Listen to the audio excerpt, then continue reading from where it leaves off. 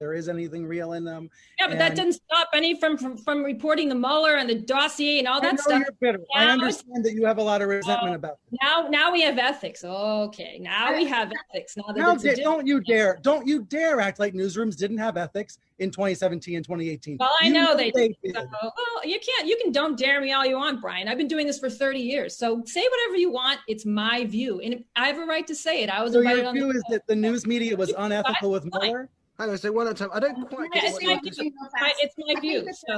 Let me bring in Sarah Fisher, and then I want to move on to Google briefly. But go on, Sarah. I think this conversation is so critical, even though it can get tense. It's actually a matter of, can you have two things be true at once? Can you have a story that needs scrutiny from all outlets? Because we don't know whether or not it's true, right? Axios, we're all trying to figure out whether or not this story is true, and we deserve to do that.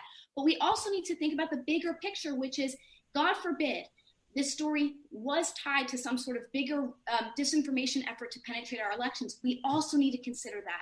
And that's why I think it's critical that you're not just seeing, you got to see the forest through the trees. You got to look at this particular story about the Hunter Biden. Yeah, but no one looked through the forest through the trees with the president. I mean, it's always one-sided. Now it's time to look at the forest. All I'm saying is let's do it universally, okay?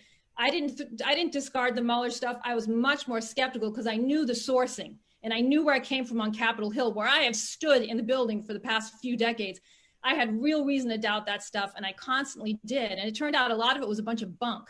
So when you say Mueller stuff, there are people in prison. We have to use that skepticism. We have to. Even now with the Biden stuff, let's use the skepticism, but don't ignore it. Okay, Susan, let's just Brian come back in this, and then I'm going to ask Tony to help us through the Google case. Brian, go ahead. I agree with you. It should not be ignored, but I think there's a difference between reporters looking into it in their newsrooms versus going on the air with it when it's unvetted. And what we're in right now is you never did that with Trump stuff. That's just BS. Hang on a second, Susan. Go ahead, Brian. Whatever. Yeah, you have no idea how this newsroom operates. If you both speak, we can't hear either of you. Brian, go ahead. I understand. Let me just say briefly, it's grievance politics. It comes from the right. It happens every day. Newsrooms in America are very careful about this stuff.